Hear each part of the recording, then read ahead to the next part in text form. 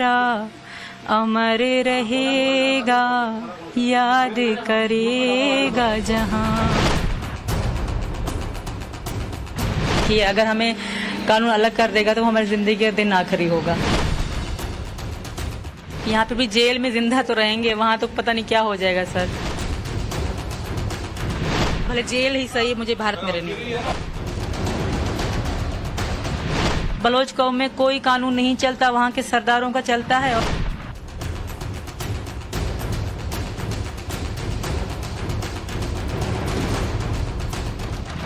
वहां भी तो जिल्लत की जिंदगी और जिल्लत की मौत है।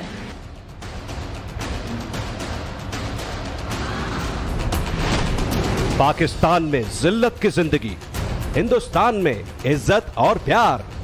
सचिन की दीवानी सीमा किसी भी हाल में भारत नहीं छोड़ना चाहती।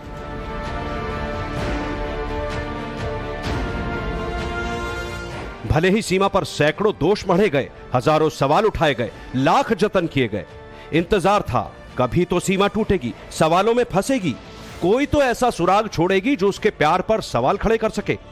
लेकिन सीमा के दिल और जुबान से हर बार प्यार ही निकला, सिर्फ सचिन के लिए नहीं बल्कि हिंदुस्तान के लिए भी। आज भी सीमा को पाकिस्तान से बेहतर भारत की जेल लगती है।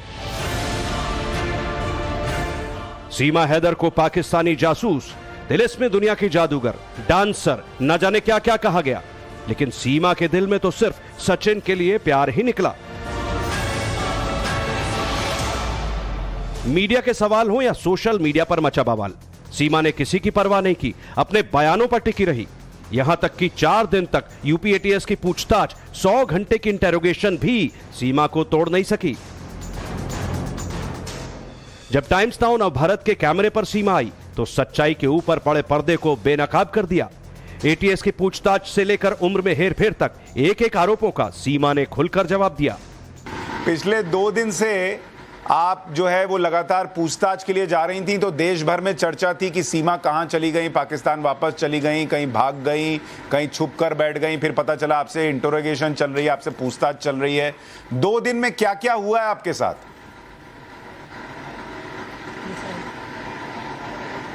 सर अब क्या बताऊं, बहुत कुछ वक्त तो बहुत सारी बता सकते हैं जिन्होंने करी थी पूछताछ। बट मैं ये कहूँगी कि हर चीज़ हुई थी, शुरू से पैदा होने से लेकर आज दिन तक मेरी हर पूछताछ की गई सर, छोटी बड़ी हर बात पे मैंने गौर से पूछा गया। जी सर। तो आपको घबराहट नहीं हुई? इस तरह से सवाल जवाब पुलिस के सामने बैठकर आपने पहले तो देखा नहीं होगा।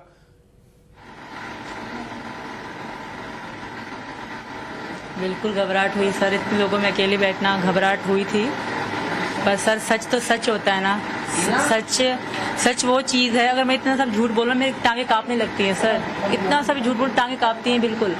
पर मैं सच बोलती थी, मुझे विश्वास था कि भाई सच तो सच होता है। अब भी मैं विश्वास के साथ बोल, लोग कहते हैं इतना मतलब तुम ऐसे कैसे बोल लेती, क्योंकि सच ही बोलती हूँ सर। और मुझे यकीन है सच की जीत होती है, जहाँ तक मुझे पता है। इंसान कितना भी कोशिश कर लेना, ऊपर जो भगवान बैठे हैं वो देखते हैं और सच का साथ वही देते हैं।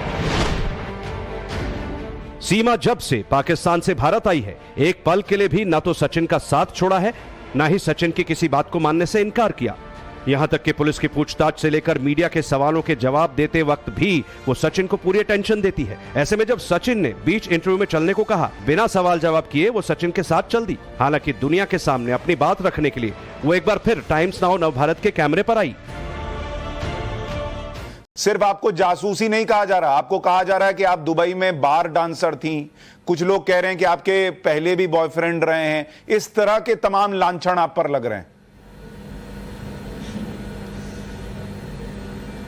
ये तो वो पाकिस्तानी ही है, मुझे पता है ऐसे कह रहे हो, वो खुद को गंदा कर रहे हैं सर। से मुझे कोई फर्क नहीं पड़ता। जिंदगी में मैं दुबई कभी भी नहीं गई, दुबई एयरपोर्ट गई हूँ बस, सभी नेपाल आने के लिए। जिंदगी में मैं कभी लाहौर, पूरा पाकिस्तान में जिंदगी में नहीं घूमी, सिवाय सिंध के बाहर में कभी जिंदगी में नहीं गई। तो मैं ये बार डांस ये सब बकवास है। हाँ मुझे डांस पसंद है, बचपन से लेके पसंद है, बहुत मार भी खाई मैंने डांस के लिए। पर अब मैंने पब्लिक करे, हमेशा प्राइवेट मेरी वीडियो शादी वादी में मैं सबसे अच्छा नाचती थी। मुझे माधुरी दीक्षित बहुत अच्छी लगती हैं और मैं बचपन से उनकी गानों पे डांस करती थी,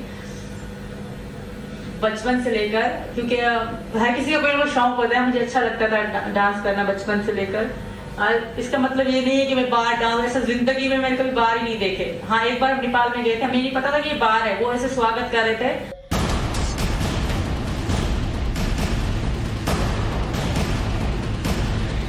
पाकिस्तानी मूल की सीमा हैदर को पाकिस्तान से कोई उम्मीद नहीं, इसलिए उनकी जुबान पर एक बार भी पाकिस्तान सरकार का नाम नहीं आया। वो हिंदुस्तान में रहना चाहती हैं, सचिन मीणा के साथ अपनी आगे की जिंदगी जीना चाहती हैं।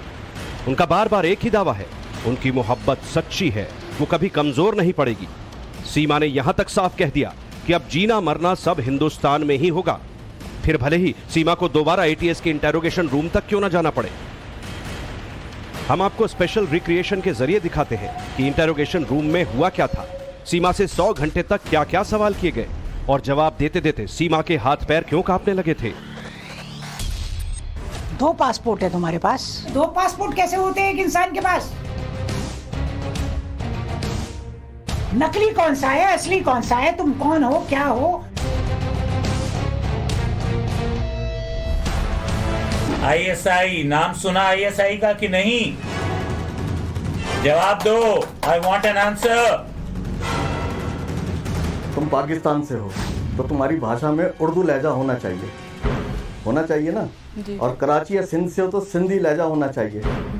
और आप इतनी फर्राटे से हिंदी और इंग्लिश बोल रही हैं, ये कहाँ से सीखा आपने? मैडम ये देखिए कि अलग अलग सिम चल रहे हैं, हर एक फोन में व्हाट्सएप चल रहा है और उसके अंदर कश्मीर की पहाड़ी लगा रही हो, तुम बेटी की फोटो लगा रही हो, एक भी मोबाइल में अपनी फोटो नहीं लगाई। हम बेवकूफ नहीं हैं, बताओ हकीकत क्या है। आपके फादर की 2 साल पहले डेथ हो चुकी है, पति से भी संबंध बहुत अच्छे नहीं है इनके, हैं भाई से सालों से नहीं मिली हैं। कौन फंडिंग कर रहा है आपको? कहां से ये पैसे आए आपके पास? पैसे की अफरात है, ये बताना पड़ेगा आपको। Very doubtful. बहुत अच्छा रिहर्सल है इनका, ट्रेनिंग और रिहर्सल बढ़िया है एकदम। परंतु सच्चाई तो जानना कठिन नहीं है, मुश्किल नहीं है, सच्चाई तो तुरंत पता लग जाएगी। बेहतर है आप खुद ही सच सच बता दो। मुझे नहीं लाने की हमें कोशिश मत करो, ये सब तैयारी तुम करके आई हो, दिमाग में तुमने रिहर्सल की है, क्या सवाल होंगे, कैसे होंगे। अभी भी ईमानदारी से सारी बात खोल दो, हम वादा करते हैं तुम्हारी मदद करने की कोशिश करेंगे। और कोई नहीं रहता था? नहीं। वो घर अपना था? हाँ। वही बेचा आपने? नहीं, मेरे नाम पे एक दूसरी प्लॉट था, वो मैंने बेचा है। क्या उस अकेलेपन ने तुम्हें सचिन के करीब पहुंचाया या कोई और मकसद था? एक चाल थी, एक सोची समझी साजिश थी? सीमा पार पाकिस्तान की सीमा हैदर का ये अंदाज पिछले दिनों काफी सुर्खियों में रहा और इस वीडियो को लेकर पाकिस्तान की तरफ से सोशल मीडिया पर जो दावे किए गए, सीमा ने अब उन आरोपों पर चुप्पी तोड़ी है। झूठ और फरेब का जाल बिछाने वाले पाकिस्तानियों को 2 टूक और सीधा जवाब दिया है। सीमा ने टाइम्स नाउ नवभारत के कैमरे पर बताया कि उन्होंने दुबई कभी नहीं देखा, एयरपोर्ट के अलावा। सीमा हैदर और सचिन हमारे साथ मौजूद हैं। सीमा, एक सवाल बार बार पूछा जा रहा है कि आप पाकिस्तान से सीधे नेपाल आने की बजाय दुबई क्यों चले गए? क्योंकि आप पता कर लें, पाकिस्तान से सीधे जहाज नेपाल नहीं आता, कोई भी जहाज नेपाल नहीं आता। कोई भी कहीं से भी पता कर लें, कोई भी पाकिस्तान जहाज अगर नेपाल कोई आता है तो मुझे मुजरिम करार दे दे। कोई भी जहाज नहीं आता सर, ऐसे कनेक्टेड जिसे कहते फ्लाइट वही आती है। अगर कोई भी नेपाल आना अगर मैं एक मेरे लिए तो आप कनेक्टेड फ्लाइट में? जी बिल्कुल, उसी से मैं आई थी। अच्छा, दुबई नेपाल में सचिन के अलावा, सचिन से तो आप मिली, शादी की, सचिन के अलावा किसी से मुलाकात, कोई बातचीत? यहाँ पे हमेशा मेरी एक दोस्त थी वहाँ, सीता, वो बाद में वहीं बनी थी नेपाल में। हाँ, इंडिया, वहाँ पे हम खाना वाना खाते थे, होटल में काम करती थी बस। और ये जो होटल वाले थे वो फैमिली की तरह थे हमारे साथ, बहुत अच्छा, एक चीज और है कि बार बार लोग कह रहे हैं कि इकरा जैसा हाल तो नहीं होगा। शायद आपने नाम इकरा का सुना होगा, वो भी पहले आई थी, लूडो के जरिए मुलायम के संपर्क में थी, उनको डिपोर्ट कर दिया गया था। लोग कह रहे हैं कि सीमा का भी हाल इकरा की तरह तो नहीं होगा। आप शादी के बाद वापस पाकिस्तान क्यों गई, सीधे इंडिया सचिन के साथ क्यों नहीं आ गए? मेरे बच्चे मेरे साथ नहीं थे, घर पे थे, इसी यही वजह है। और हमारी पहली मुलाकात ही, पहले हम मिलना चाहते थे, उसके बाद मैंने सोचा था कि अगर मतलब एक दूसरे को पसंद ना आते, मैं हमेशा के लिए आती, बच्चे ले आती, तो पीछे तो मैं वापस जाने का मेरा रास्ता ही नहीं था। ऐसा होता, मैं इसलिए से मिलने आई थी। एक दूसरे को समझना था हम दोनों ने, फिर आगे जिंदगी का फैसला करना था सर, यही कारण था। अच्छा, कई बार ये बातचीत हो रही है, गुलाम हैदर ये कह रहे हैं कि उनको ट्रेंड किया गया है, कभी अकेले वो मॉल तक नहीं जाती थी, अकेले मार्केट तक नहीं जाती थी, अकेले 2 मुल्क क्रॉस करके हिंदुस्तान पहुंच गई। ये मेरी मोहब्बत है और इसमें कोई भी ऐसा नहीं है कि मतलब मैं खुद को कभी भी कमजोर नहीं समझती सर।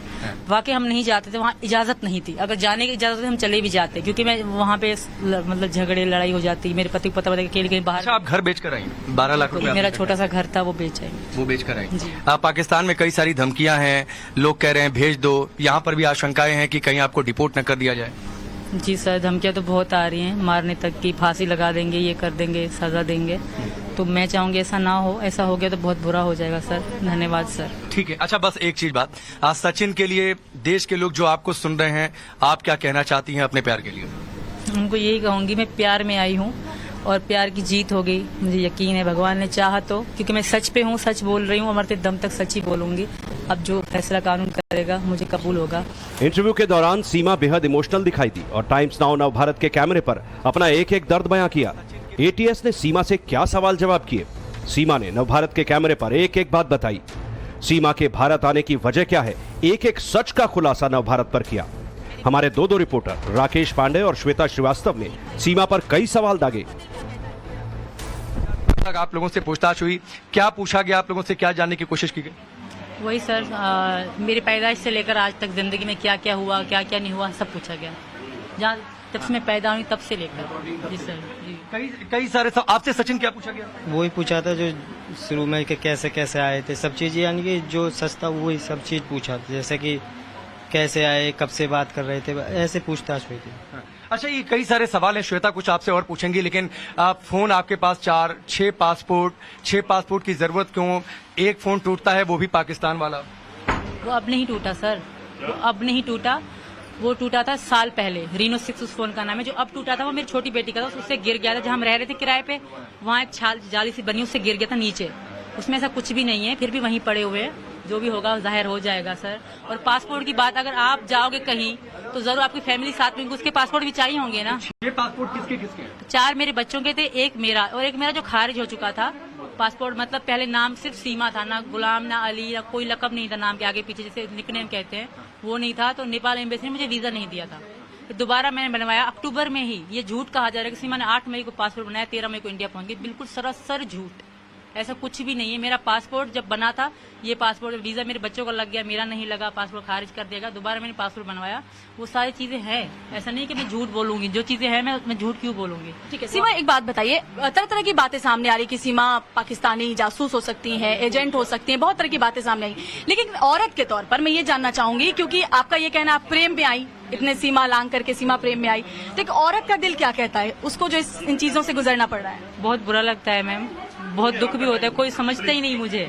अरे मैं अपना, एक तो इन्होंने मुझे कहा था कि यहाँ बहुत अच्छा है, तो मैं जब वहाँ पाकिस्तान में हम कभी कोई चीज बनवाने जाते थे तो सब रिश्वत मांगते थे, तो कहता था हमारा भारत ऐसा नहीं है, तो उनको गाली देता था कि यार कैसे लोग हैं यहाँ के, और यहाँ पे आपको क्या महसूस हो रहा है? अच्छे लोग हैं, बस डर लग रहा है वापस ना जाऊं। दुख होता है जब मीडिया वाले मेरे एक सवाल है कि अगर मामला सिर्फ प्यार का था और आप सिर्फ सचिन के लिए आई, तो गलत इलीगल तरीके से क्यों? पहले दुबई, फिर नेपाल, नेपाल से गलत तरीके से हिंदुस्तान में। सर मैं गलत, सिर्फ एक ही मेरा गुनाह है, नेपाल से भारत आना। तो वीजा आप ले सकती? नहीं मिला, कोशिश करी, ऐसा नहीं मैंने आपने अप्लाई किया था? पहले तो मैंने पहले नेपाल का तो सोचा ही नहीं था। नहीं, आपने वीजा अप्लाई किया? करा था, बिल्कुल। सुबह शाम में यही देखते कि इंडिया कैसे। अब आगे क्या सीमा, अब आगे क्या? आगे यही रिक्वेस्ट है आप सबसे, मेरे बारे में गलत ना बोले, मेरे बाप को बाप रहने दे, बॉयफ्रेंड ना बनाए, भाई को भाई कहा जा रहा है कि दुबई में आप डांसर थे। कभी जिंदगी में दुबई देखा ही नहीं है एयरपोर्ट के अलावा। अब आगे क्या सोचे? आगे मैं यही चाहता हूँ कि यहाँ के एक नागरिक करे और यहाँ पर हम अपना जीवन। क्या कहना चाहेंगे एक आखिरी बार? रिक्वेस्ट करूंगी मुझे यहाँ रहने दिया जाए, भले जेल ही सही, मुझे भारत में रहने।